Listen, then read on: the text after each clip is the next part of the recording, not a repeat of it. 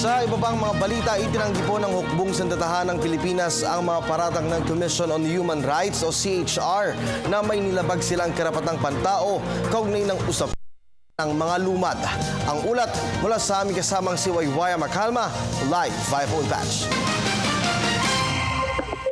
Kirby, walang lalabag na karapatang pantao. Ito ang tahasang pahayag ng Armed Forces of the Philippines sa mga paratang sa kanila ng ibang grupo. Ayon kay Colonel Benjamin Hao, ang tagapagsalita ng Philippine Army, na ang Army ay nagre-recruit sa mga lumad na maging sundalo.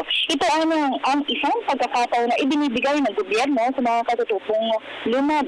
Katunayan, umaabot sa 5% na kanilang na-recruit sa Eastern Mindanao ng mga lumad lamang. Kanya pang pinabulaanan, ang recruitment ng militar ay isa sa mga naging hiling ng ilang liban ng lumad, hindi gaya ng New People's Army na nagre-recruit pa umano ng mga minor. Base sa kasulukuyang bilang ng Philippine Army, mayroong 85,000 ang mga sundalo ngayon ng dating 85,000 ng mga sundalo at 200 dito ay mga indigenous people. 78 rito ay mga naging opisyal at 122 naman ang enlisted personnel. Bukod pa ito sa mga nagboluntaryong sumali na maging CAFGO.